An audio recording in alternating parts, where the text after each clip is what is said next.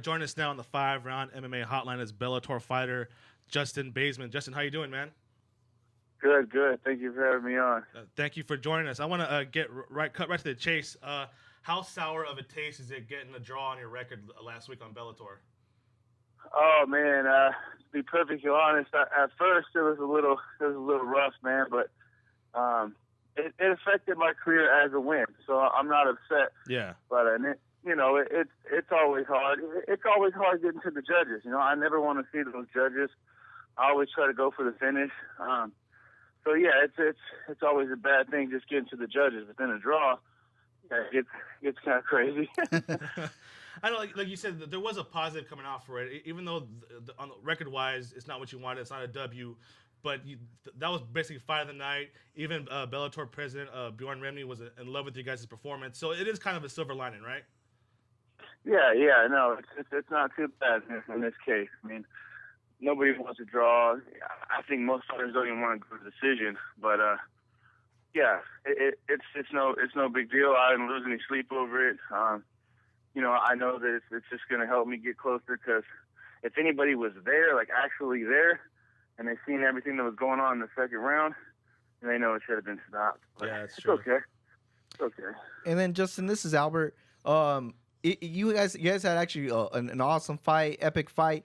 For you, do you think it's better that the fans see this rematch, or is it more important to you to try to enter the tournament? Yeah, from here, I'm going to the tournament. That's what I was told. Oh, wow. Something might come up before that.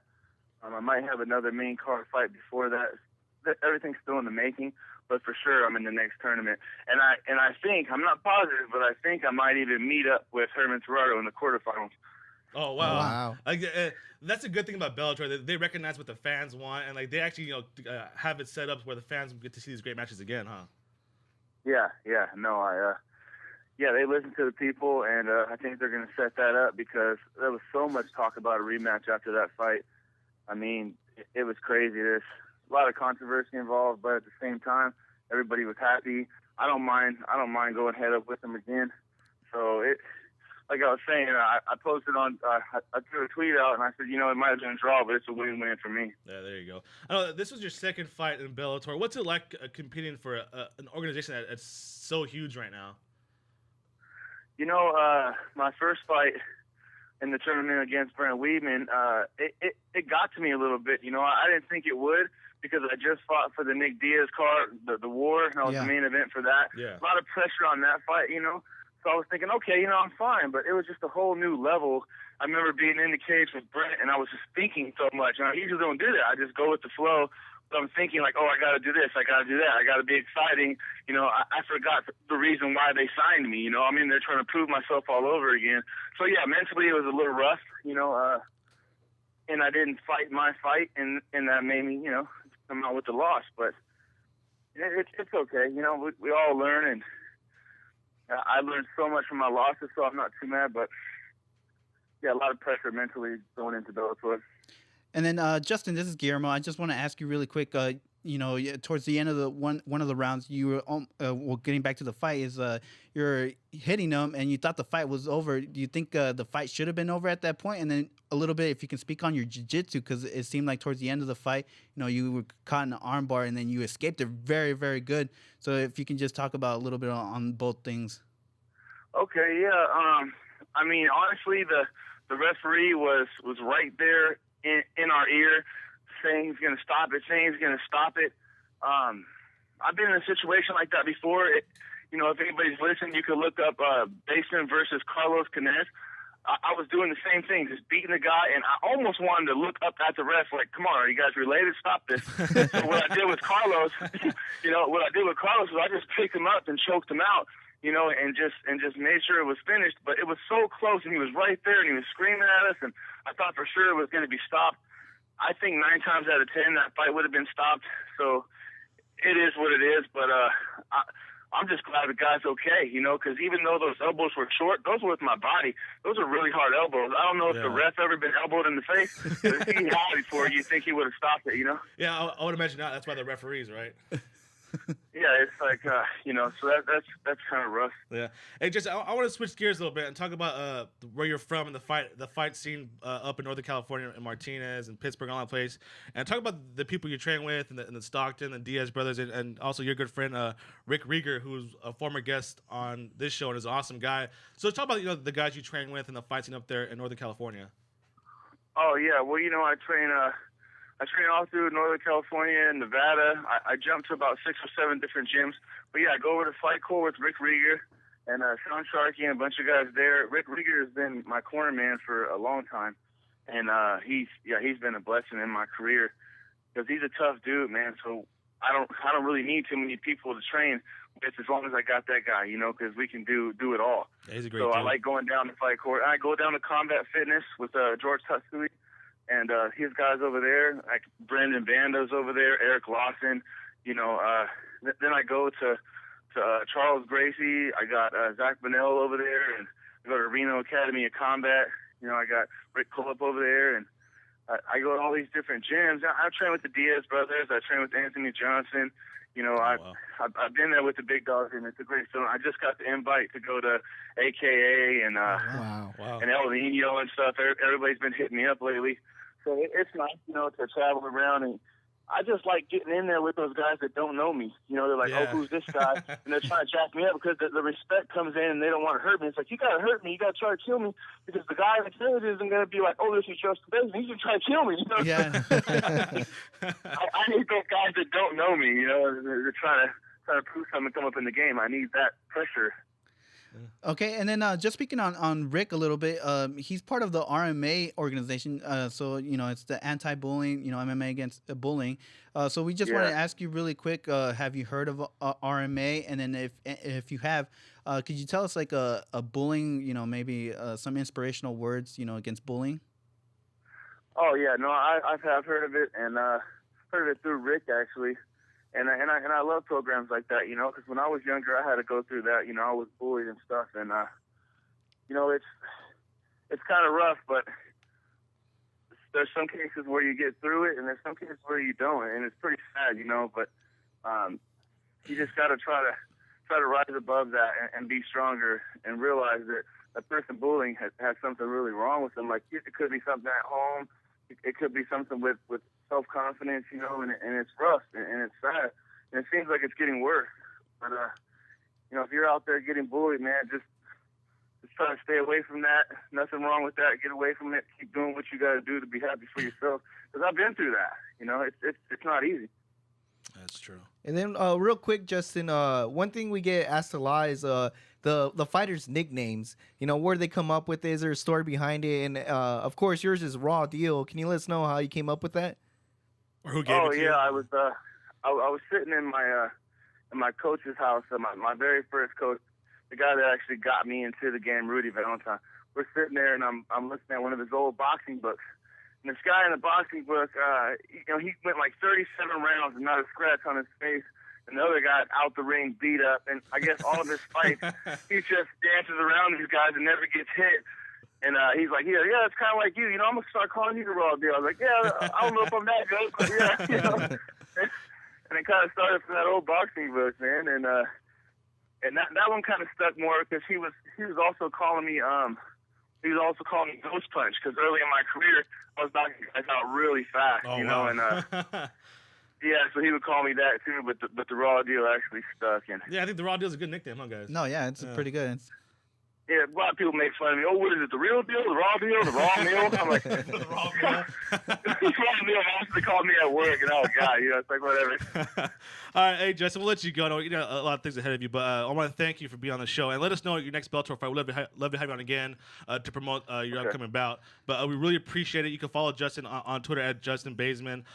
Big fan of yours. Awesome fight last Friday. Hopefully the next time you get in, you get a decisive win this time. Hopefully knock the guy out, man. Yeah, well, it looks like September will be the next tournament, and I'll let you guys know. Thank you for having me on. I appreciate it, and I hope to talk to you guys soon. Yeah, thank you. Same here. Thanks, Justin. All right. Please visit 5roundmma.com on our social media on Twitter, Facebook, and Instagram.